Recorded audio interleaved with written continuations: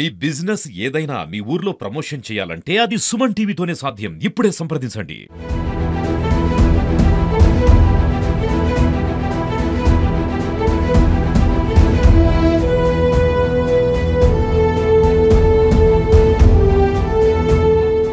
Welcome to Suman TV. నేను మీ చందు యాదవ్. నేపాల్ వెళ్ళి తీర్థయాత్రలు కానీ వెళ్ళి అక్కడ జరిగిన పరిస్థితుల నేపథ్యంలో బిక్కుబిక్కుమంటూ ఉన్న వారికి ఒక్కసారిగా ప్రభుత్వం నుంచి నారా లోకేష్ నుంచి ఫోన్ రాగానే ఒక్కసారిగా వీరికి కొన్నంత ధైర్యం వచ్చింది. అయితే అక్కడ ఉన్న పరిస్థితుల నేపథ్యంలో వీరింత త్వరగా వస్తారని అనుకున్నారా, లేదా అక్కడున్న అనుభవాలు వీరిని అడిగి తెలుసుకునే ప్రయత్నం చేద్దాం. ప్రస్తుతం విజయనగర వాసులు మన దగ్గర ఉన్నారు. సో ఈరోజు ఎయిర్పోర్ట్కి అయితే వీరందరినీ ఒక స్పెషల్ ఫ్లైట్ కాఠ్మండు నుంచి స్పెషల్ ఫ్లైట్ ద్వారా వీళ్ళందరినీ కూడా విశాఖ ఎయిర్పోర్ట్కి తీసుకురావడం జరిగింది. ఇక్కడ కొంతమంది విజయనగర ప్రాంత వాసులు ఉన్నారు. వారిని అడిగి మరిన్ని విషయాలు తెలుసుకునే ప్రయత్నం చేద్దాం. దేవురమ్మా, విజయనగరం నియోజకవర్గం, విజయనగరం జిల్లా. నేపాల్ వెళ్ళారు, అక్కడ పరిస్థితులు ఎట్లా ఉన్నాయమ్మా?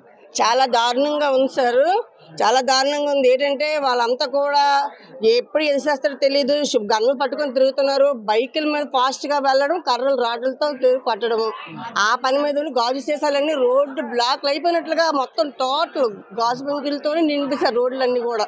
చాలా దారుణం. మనం కొత్త వ్యక్తులం కదా, మనం వెళ్ళినా కొట్టేస్తారు అన్నమాట, అంత దారుణంగా ఉంది. మేము పశుపతినాథ్ దర్శనం చేసుకున్న వెంటనే శక్తిపీఠంకి వెళ్ళాము. తర్వాత గాళ్ళు కాల్చుకోవడం స్టార్ట్ అయ్యాయి. చాలా భయభ్రాంతులు చెంది ఇంక అందరూ కూడా పరిగెత్తన్నమాట. ఎక్కడ తలదాచుకోవాలో కూడా తెలియలేదు. అక్కడ మనకి మరి ఆ కాఠ్మండు వాస్తవ్యులు రాయులు పట్టుల రాయులని వాళ్ళు కొంచెం ఆశ్రయం ఇచ్చారు. మరి వెంటనే మరుసటి రోజు ఉదయమే తెల్లవారుజామున లోకేష్ బాబుకి మేము ఇలాగ కాల్ చేసాము. వెంటనే రెస్పాండ్ అయ్యి మా అందరికీ కూడా ఆదుకొని మీకు ఎప్పుడైనా అవసరం నేను ఉన్నాను, మీరు కంగారు పడకండి, జాగ్రత్తగా ఉండండి, మీకు తినడానికి కూడా మీరు ఇబ్బంది పడకండి అని చెప్పి మాకు అన్ని ఏర్పాటు చేసి వసతులు ఏర్పాటు చేశారు. అదేవిధంగా ఈరోజు విమానం మీద మాకు బుక్ చేసి మా అందరి తెలుగు వాళ్ళకి చాటి చెప్పాడంటే తండ్రి తగ్గ తనడి నిరూపించుకున్న లోకేష్ బాబు. ఎందుకంటే ఇవాళ తెలుగుదేశంలోనే మచ్చలేని నాయకుడు చంద్రబాబు నాయుడు గారు మరి ఆ వారసత్వాన్ని పొనికిపుచ్చుకున్నట్లుగా లోకేష్ బాబు ఇవాళ మాకు ఆంధ్రప్రదేశ్కి అవన్నీ తీసుకొచ్చాడు. ఇవాళ మన ఆంధ్ర ప్రజలు ఇవాళ నేపాల్ ఒక ప్రధాని అక్కడ జరుగుతుంటే అక్కడి నుంచి తీసుకురావడం అంటే సామాన్య విషయం కాదు.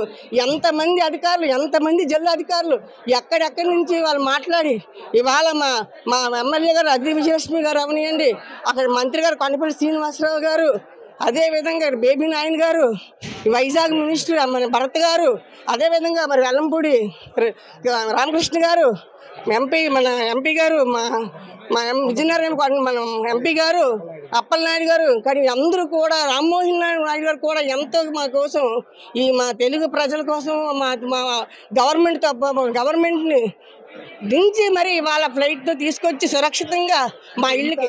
నిజంగా అక్కడ ఉన్న సంఘటనలు చూసిన తర్వాత మేము వస్తాం అనుకోలేదు. ఈ కాఠ్మండు ఏవో జరుగుతున్నాయి, పాల్గాంలోని ఏవో అల్లలు జరిగాయి, చంపిస్తారు అనుకున్నాం తప్ప ఇలా జరుగుతున్నాయి కళ్ళారు అనుకోలేదు. నేను 94 నుంచి కూడా మేము తిరుగుతున్నా, ఏదో నేను యాత్రలు తిరుగుతున్నా, ఇలాంటి సందర్శనం ఎప్పుడు రాలేదు మాకు.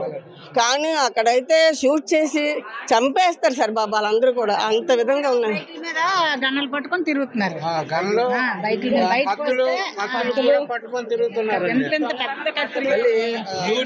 జరిగిన సిచ్యువేషన్ చూసిన తర్వాత మనం వైజాగ్ అసలు వెళ్తాము, మనం విజయనగరం వెళ్తాము అదైతే అనుకోలేదండి, నమ్మకోలేదు.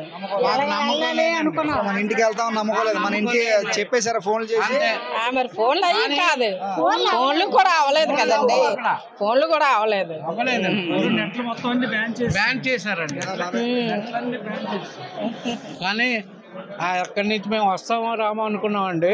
కానీ లోకేష్ బాబు గారు మంచి ఇనిషియేటివ్ తీసుకొని మా అందరికీ బాగా హెల్ప్ చేశారు. ఇమీడియట్ రెస్పాన్స్ చేసి ఇక్కడ కలెక్టర్ని అందరిని, ఎమ్మెల్యే గారిని అందరినీ రెస్పాన్స్ చేసి బాగా మమ్మల్ని అందరినీ ఆదుకున్నారండి. మేము 81 మంది అండి మా గ్రూపు. ఆ లాడ్జీ అతను మటుకు మాకు బాగా సేవ్ చేశారండి. ఆ లాడ్జీ అతను మటుకు బాగా హెల్ప్ చేసి మా కోఆపరేట్ చేశారు. మీరు అందరూ లోన్ ఉండండి, మీరు ఎన్నాళ్ళున్నా పర్లేదు అని ఆయన భరోసా మాకు ఇచ్చారు. అక్కడ మినిస్టర్లని చంపేస్తున్నారు, రాజకీయ నాయకులు అందరినీ చంపేస్తున్నారు. వాళ్ళతో కంపేర్ చేసుకుని మనం చాలా చిన్న. అటువంటి పరిస్థితుల్లో మనం బతికి వైజాగ్ మనం స్వస్థలం విజయనగరం వెళ్తామని అనుకున్నాం. అనుకోలేదు మేము అసలు ఎట్టి పరిస్థితుల్లో వెళ్ళగలవా లేదని అన్ని రోడ్స్ అన్ని బ్లాక్ చేస్తారండి. రోడ్స్ అన్ని కూడా బ్లాక్ చేసి మంటలు పెట్టేశారండి టైర్లు. ఆ ఢిల్లీ బజార్ అని ఉందండి, మొత్తం లూటీ చేస్తారండి ఢిల్లీ బజార్ మొత్తం. మేము నైట్ వెళ్తే ఒక క్లోజ్ చేస్తారు. ఎంత మంచి ఏర్పాట్లు చేసినటువంటి అంటే ఎంత త్వరగా మిమ్మల్ని ఎంత త్వరగా లోకేష్ బాబు గారు ఎంత ఇనిషియేటివ్ తీసుకొని మమ్మల్ని అందరినీ మంచి సురక్షితంగా మాకు తీసుకొచ్చారు కనుక ఆయనకి శతకోటి నమస్కారం. ఈ లైఫ్లో ఎవరో మర్చిపోలేమండి. ఆయన లైఫ్ లాంగ్ ఉండాలని. జై జై లోకేష్ బాబు, జై జై లోకేష్ బాబు, జై జై చంద్రబాబు నాయుడు, జై జై తెలుగుదేశం. సో నువ్వు చెప్పు పెద్దమ్మా. విజయనగరం వస్తామని మేము కల్లో అనుకోలేదు బాబు. ఏటి అంత బీభత్సంగా అంత కూడా అక్కడ కాల్పులు ధర్నాలు చేయడం, బయటికే రావడానికే భయం వేసేది. చాలా ఏవి తినడానికి కూడా దొరికేవి కాదు. చాలా దారుణంగా కూడా కాల్పులు జరగడం భయంకరంగా ఇదైంది. మేమైతే విజయనగరం వస్తామని మేము అస్సలు కనుక్కోలే, ఊహించలే. మమ్మల్ని ఇలా కాపాడి తీసుకొచ్చినందుకు లోకేష్ బాబుకి ధన్యవాదాలు, చంద్రబాబు నాయుడుకి ధన్యవాదాలు, పెద్ద అందరికీ కూడా మా హృదయపూర్ణంగా ధన్యవాదాలు. మాకైతే మాత్రం మేము బ్రతికొస్తామని మాత్రం అనుకోలేదు బాబు. ఎందుకంటే ఏ క్షణం ఏది జరుగుతుందని కూడా మేము అసలు ఊహించలేకపోయాం. ఎందుకంటే మాకున్న ఇక్కడ అందరూ కూడా సహకరించారు. అక్కడ ఏ విధంగా మేము వెళ్ళాలో అర్థమైన రోడ్ల మీద రక్తపాతాలు, షూట్ చేసుకోవడాలు. మాకైతే ఇంకా మా పిల్లలు విడిచిపెట్టి మేము వెళ్ళాము. మేము అసలు రాలేమని కూడా మేము ఊహించిన పరిస్థితులు అయిపోయాం బాబు. ఇవాళ తెలుగుదేశం అధినేత మా చంద్రబాబుకి, మా లోకేష్ బాబుకి కూడా హృదయపూర్వక ధన్యవాదాలు తెలియజేసుకుంటున్నాము. ఎందుకంటే ఆయనకి ఎప్పుడు కూడా నూరేళ్ళు ఉండి ఇవాళ ఆంధ్ర రాష్ట్రానికి అతనికి పరిపాలించే విధంగా చేయండి బాబు. ఎందుకంటే ఆయన ఇవాళ రాష్ట్రానికి ఆ నాయకుడు ఉండాలి, అవసరం. ఎందుకంటే ఇవాళ తెలుగు ప్రజల కోసము, ఇవాళ తెలుగు వాళ్ళ కోసం ఎంత ఆరాటం పుట్టాడంటే అతనికి మేము ఎంతో రుణపడి ఉంటాం బాబు. కొంతమంది నీలం రంగు పార్టీ వాళ్ళు అంటున్నారు, ఏం చేశాడు చంద్రబాబు నాయుడు, ఏం చేయలేదు, కాలేజీలని రేపు నా గవర్నమెంట్ వస్తే మొత్తం అన్ని చంద్రబాబు చేసినవన్నీ కూడా ఆపేస్తూ ఉంటున్నారు. ఎవడండి ఆపేసినాడు? ఎవడండి?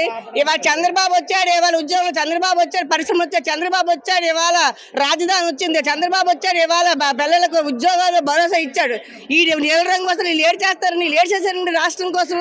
ఇవాళ చంద్రబాబు ఇవాళ వచ్చాడు, రాష్ట్రంలోని ఎన్ని ప్రభుత్వ పథకాలు తీసుకొచ్చాడు, ప్రజలను ఎంత ముందుకు తీసుకెళ్తున్నాడో వాళ్ళ కళ్ళు నెత్తిమే పెట్టుకొని చూస్తున్నారండి. ఎలా చూస్తున్నారో వాళ్ళు తెలియటం లేదా? ప్రజలు చూస్తున్నారు, ఏం చేస్తున్నారు, ఏం చేయాలి, ప్రతిదీ ప్రజలకు తెలుసు. ప్రజాస్వామ్యంలో ఇవాళ ప్రతి ఒక్కరు కూడా ప్రశ్నించే హక్కు ఉంది. చంద్రబాబు నాయుడు ఏం చేస్తున్నారు, గత పాలకులు ఏం చేస్తారు, ఈ పాలకులు ఏం చేస్తున్నారు అనేది ప్రతి ఒక్కరు కూడా పరిశీలిస్తున్నారు బాబు. తప్పకుండా ప్రజలు బుద్ధి చెప్పిన వాళ్ళకి బుద్ధి రాదు. ఏదో ఒక విమర్శలు వేస్తూనే ఉంటారు, చేస్తున్న వాళ్ళు ఎప్పుడు కూడా తిరుగుతూనే ఉంటారు. వాళ్ళకి ఇంకా చెప్పకూడతేనే ఇంకా దీంట్లో ఉన్నారు వాళ్ళందరూ కూడా. ప్రజలు ఇవ్వాలంటున్నారు. మీరు ఇప్పుడు పొజిషన్ లో గత ప్రభుత్వం ఉంటే పరిస్థితి, గత ప్రభుత్వం ఉంటే అక్కడ మేము కూర్చొని మమ్మల్ని శవాలు పశుపతినాథ్ ఘాట్లోని ఈ రోజు మేము మమ్మల్ని కాల్చే పరిస్థితి ఉంటుంది. మమ్మల్ని కూడా ఇక్కడ తీసుకొచ్చే నాదులు కూడా దిక్కు ఉండదు. ఇవాళ ఆ ప్రభుత్వం ఉండే వైఎస్ రాజశేఖర రెడ్డి గారు ఇవాళ ముఖ్యమంత్రిగా ఉన్నట్లయితే ఇవాళ తెలుగు ప్రజలు రారు. ఇవాళ మేము శవాలు కూడా పశుపతినాథ్ ఘాట్లోని ఖాళీ ఇవాళ బూడిదైపోయి ఉండి మా పిల్లలకి తల్లి లేకుండా మా భర్తల భార్య లేకుండా అయిపోయే పరిస్థితి వస్తుందని ఇవాళ తెలియజేస్తున్నాం అందరికీ.